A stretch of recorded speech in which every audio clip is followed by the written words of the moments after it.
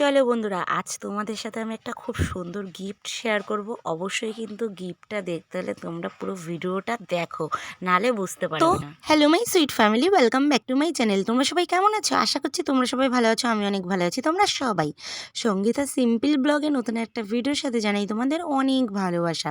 তো বন্ধুরা, সকালবেলাতেই আমি ভিডিওটা স্টার্ট করলাম চা দিয়ে। আর এখানে হচ্ছে চা করেছি দুধ চা। অ্যাকচুয়ালি দুধ চাটা আমার মেয়ে আমি ভীষণ ভালোবাসি। তো দুধ চা দিয়ে আর একটা এখানে নিয়ে নিয়েছি রুটি, দেখতে পাচ্ছ। এই রুটিটাও কিন্তু ভীষণ ভালো খেতে, নারকেলের একটা ফ্লেভার আছে। সত্যি কথা বলতে আমার এই রুটিটা এত ভালো লেগেছে, আমি এই ফার্স্ট টাইম খাচ্ছি। তো প্রথমে মানে আমার মেয়ে আর আমি গেছিলাম একটুখানি দোকানের দিকে, তো গিয়ে দেখছি এই রুটিটাই আছে। গিয়েছিলাম ব্রেড আর হচ্ছে পাউরুটি আনতে, কিন্তু ওগুলো পাইনি, লাস্টে এই রুটিটা নিয়ে এসেছি। তো এই রুটিটা বললো যে খেতে ভালো। সত্যি কথা বলতে খেতে যে এতটা ভালো হবে এটাও আমি কখনোই ভাবতে পারিনি। আর সকাল থেকে মোটামুটি বলতে পারো সকালের কাজটা আমার কমপ্লিট হয়ে গেছে। আর এখন হচ্ছে চাটা খেয়ে কি করেছি জানো তো, অনেকগুলো জামা কাপড় ভিজিয়েছিলাম, তো সেই জামা কাপড়গুলোই আগে ধুয়ে দিলাম। তো জামা কাপড়গুলো কেচে ভালো করে ধুয়ে আমি স্নান দান করে চলে এসেছি একদম মাঠে। তো মাঠে এসেই আবার ভিডিওটা স্টার্ট করলাম, কারণ প্রচুর জামা কাপড়। আর আজকের ওয়েদারটা আমি তোমাদের কি বলবো, খুবই সুন্দর, কিন্তু তার মধ্যে আবার কি হয়, একটুখানি রোদ ওঠে, আবার একটুখানি মেঘ করছে, এরকম হচ্ছে। ঠিক আছে, এখন যদিও মানে খুব একটা রোদ লাগে না, জামা কাপড় মোটামুটি বাড়ি থাকলেও হাওয়াতে শুকিয়ে যায়। তবে কি বলতো, ওই যে রোদ্রে শুকালে একটু জামা কাপড়গুলো ভালো হয়, সেই কারণেই এই মাঠে নিয়ে আসি। যেই দিন একটু বেশি জামা কাপড় হয়ে যায় সেই দিন এই মাঠেই আমি দিই। ঠিক আছে, দড়িটা টাঙানো এখানে রয়েছে, আর আমি কিন্তু টাঙিয়েছি এখানটায়। আর এখানটা না এত সুন্দর এসে যে ভিডিও ক্লিপ নিতে পারবো সেটা আমি ভাবতে পারিনি, কারণ ফোনটা রাখার মতো খুব সুন্দর একটা জায়গা পেয়ে গেছি, জানো তো। তো সেই কারণেই ভিডিওটা আমি তোমাদের সাথে এত সুন্দর একটা ক্লিপ শেয়ার করতে পারলাম। আমি জানি আশেপাশের পরিবেশটা দেখে যদি ভিডিও করা যায় তাহলে কিন্তু নিজেরও মানে আমারও ভালো লাগে এবং তোমাদেরও ভালো লাগে। ঠিক আছে, তো যাই হোক, এদিকে জামা কাপড়গুলো তো আমার মেলা কমপ্লিট হয়ে গেল। ওই যে দেখো এখান থেকে একদম ওই অবধি। আর এখন আমি চলে যাব বাড়িতে। বাড়িতে গিয়েও আমার প্রচুর জামা কাপড় আছে, সকালবেলা মেলেছিলাম, সেইগুলো তুলবো। তো এই যে সকালবেলা জামা কাপড়গুলো মেলেছিলাম, এখানটায় দিয়ে দেখছি পিঁপড়ে ধরে গেছে, ঝেড়ে ঝেড়ে নিলাম। তো তারপরে দেখো একটা কি বোকামো কাজ, মানুষে আম মাখাটা খায় স্নানের আগে। ওই যে আমি বললাম আমার হাতে টাইম ছিল না, রোদ্রের একটু গন্ডগোলের জন্য আমি জামা কাপড়গুলো আগেই ধুয়ে স্নান দান করে নিয়েছি। তারপরে আমি বাড়িতে এসে রান্নাবান্নাগুলো কমপ্লিট করে নিয়েছি। আজকে বিশেষ সেরকম একটা রান্নার চাপ নেই, কারণ তোমাদের দাদাভাইয়ের নেমন্তন্ন আছে, দুপুরবেলা খেতে যাবে। আর আমার আর মেয়ের জন্য কি হালকা পাতলা হলেই হয়ে যায়। তো ভাত হচ্ছে আমি করে নিয়েছি, আর সাথে হচ্ছে ভেন্ডির একটু তরকারি করে নিয়েছি, সর্ষে দিয়ে ভাপা বলতে পারো। এটা আমাদের ভীষণ ভালো লাগে, মেয়েও ভালো খায়, আমিও ভীষণ ভালো খাই। আর যখন ভাত খাবো গরম গরম একটু ডিম ভেজে নেব, অবশ্যই তোমাদের দেখাবো। তো এদিকে দেখো আম মাখাটা তো খাচ্ছি, এখন গরম পড়ে গেছে, গরমে কিন্তু আম মাখা খেতে সেই লাগে। আর তোমাদের দাদাভাই দুদিন ধরেই আমটা এনেছে। ঠিক আছে, তো আমাদের সময় হচ্ছিল না বলে খাওয়ার, তো আজকেই ফাইনালি সময় হলো। আর এখন একটু আম মাখা গরমে খেতে তো ভালো লাগে, তোমাদের বললাম, কিন্তু কাসুন্দ ছাড়া একদমই ভালো লাগে না আমাদের। কি বলো তো, কাসুন্দ লাগবে, আমরা ভাতেও কাসুন্দ খাই। তো যাই হোক, এখন যেহেতু আমের সিজনটা সবে পড়েছে, বাজারে গেলে এবার আনতেই হবে। এবার যখন আম মাখা করে খাবো তখন কিন্তু কাসুন্দ দিয়ে খেতেই হবে। কাসুন্দ ছাড়া আম মাখা একদমই অসম্পূর্ণ, যে কোনো মাখাই বলো। তোমরা জানো আমরা কাসুন্দটা বেশি ভালোবাসি খেতে, পেয়ারা মাখা বলো, যে কোনো মাখায় কাসুন্দ একটু দিলে ভালো লাগে। তো যাই হোক, এদিকে দেখো আম তো মেখে নিয়েছি। আমটা 3টে আম মেখেছি বন্ধুরা, এতটা টক ছিল কি বলবো। চিনি একবার দিয়েছি তো আবার আমাকে দিতে হয়েছে চিনি।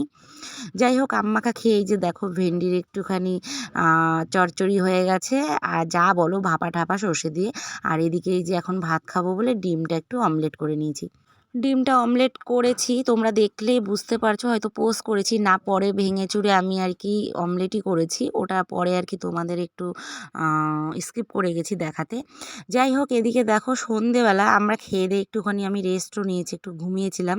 ঘুম থেকে উঠে দেখছি একটু সন্ধে সন্ধে হয়ে গেছে। জামা কাপড়গুলো এখন একটু ভাঁজ করে নিচ্ছি, আর ভাঁজ করে নিয়ে এখন হচ্ছে বিছানাটাও ক্লিন করে নেব।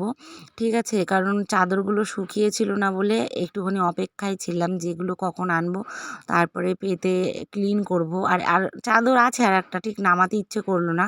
এখন না গরমে এই চাদরগুলো পাতাতে বেশ ভালো হয়।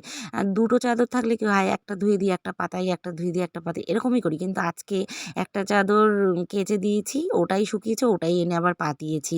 কেন বলো তো, গরমে না এই চাদরটা ভীষণ ভালো, একটু পাতলা টাতলা, ওই যে বললাম তো, বেশ ভালো লাগে।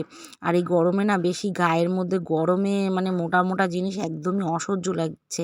আর এত পরিমাণে গরম পড়েছে, তোমরা প্রত্যেকেই জানো প্রচুর গরম পড়েছে। আমাদের এখানে তো প্রচুর গরম পড়েছে বন্ধুরা, মানে টিকা মুশকিল হয়ে যাচ্ছে। এবছর নাকি বেশি গরম পড়বে, এখন জানি না। যাই হোক, এমনিতেই আমার গরমে ভীষণ কষ্ট হয়। শুধু আমার না, সবারই গরমে, যাদের গরম একদমই সহ্য হয় না তাদের ভীষণ কষ্ট হয়। আর আমার একটু গরম বেশি। যাই হোক, এদিকে দেখো বিকেলের কাজবাজগুলো করে নিচ্ছি, বিছানাটা ভালো করে ক্লিন করে তারপরে ঘর টরগুলো একটু ঝাড় দিয়ে নিচ্ছি। আর কি বলবো, ঘরের যা পরিস্থিতি খারাপ না, মানে এভাবে আর থাকা যাচ্ছেই না, জানো না। ঘরের পরিস্থিতি খুব খারাপ, চারোদিকে ঘুনে খেয়ে কাঠগুলো এমন করেছে, মানে সেকেন্ডে সেকেন্ডে যদি ঘর ঝাড় দিই না তাও হচ্ছে না, মানে অটোমেটিক সব সময় ঘুণ পড়েই যাচ্ছে পড়েই যাচ্ছে অনবরত। আমার বিছানা থেকে শুরু করে সারাটা জায়গায়, ঘর বারান্দা দিয়ে ভর্তি হয়ে গেছে। জানি না এই ঘরটা কবে একটু ঠিক করতে পারবো, কিন্তু খুব স্বপ্ন যে এই ঘরটা ঠিক করাটা জরুরি, কিন্তু পেরে উঠছি না, জানো তো। তো যাই হোক, কি আর করব, দেখা যাক ঠাকুর কবে ঠিক করায়, তবেই করব। আর এদিকে দেখো, তোমাদের দেখাই আমাদের মুরগির ডিমগুলো, দেখো কি সুন্দর। এই যে এখানে 9টা ডিম আছে, আর হচ্ছে তোমার 6টা ডিমের মতো খাওয়া হয়েছে। তো এই কটাই ডিম দিয়েছে, আরও তো দেবে, ঠিক আছে। তো ডিমগুলো কেমন লাগছে দেখতে, সুন্দর করে আমি সাজিয়ে রেখেছি। তো ভালোই লাগছে আশা করছি, তাই না বলো। আর এই ডিম কটা না আমি জমিয়ে জমিয়ে রাখছি, যে একদিন ডিমের ঝোল খাবো। বাড়ির মুরগির ডিম পেড়েছে, আর এই ডিমের মানে যে কি স্বাদ, তোমাদের কি বলবো, ভীষণ সুন্দর স্বাদ। তোমরা যারা যারা খেয়েছো অবশ্যই জানো। তো এই ডিম কটা দিয়ে একদিন আমি ডিমের ঝোল করব। ডিমের ঝোল খেতে কিন্তু দারুণ লাগে, বাড়ির মুরগির ডিম পাড়া দিয়ে। দোকানের থেকে অনেক টেস্টি হয়। ভাবলাম যে ডিমগুলো তোমাদের সাথে শেয়ার করি, তাই একটু শেয়ার করলাম। আর এটা দেখো, পরের দিন হচ্ছে দুপুরবেলা আমাদের নেমন্তন্ন ছিল এক জায়গায় গৃহপ্রবেশের। আসলে আমার মেয়ে যেখানে পড়ে, তো সেইখানটায় আর কি গৃহপ্রবেশ, সেই বাড়িতে, সেই মাস্টারের বাড়ি। তো সেখানটায় আমরা যাচ্ছি, হাতে মিষ্টির টোপলা। আর যেটা আমি সারপ্রাইজ তোমাদের বলেছিলাম, সেটা হচ্ছে এই যে পয়লা বৈশাখের উপলক্ষে যেই ড্রেসটা নিয়েছিলাম, সেই ড্রেসটা আজকে পরলাম। খুব ভালোভাবে তোমাদের আমি দেখাতে পারলাম না যদিও, তবে পরে একটা ভিডিওতে আমি খুব ভালোভাবে দেখাবো। কিন্তু এটুকু বলতে চাই যে ড্রেসটা পরে এতটা কমফোর্টেবল, মানে সত্যি অসাধারণ অসাধারণ। এরকম সিম্পলের মধ্যে ড্রেসগুলো সত্যি দারুণ লাগে। আর পরেছি একটু হালকা করে, তোমাদের দেখেছি কেমন লেগেছে অবশ্যই কিন্তু সারপ্রাইজটা আমাকে বলো। এটাই আমার সারপ্রাইজ ছিল। আর এই যে বলতে বলতে চলেও এলাম সেই নেমন্তন্ন খেতে, মাঠের মধ্যে ওই যে বাড়িটা নতুন হয়েছে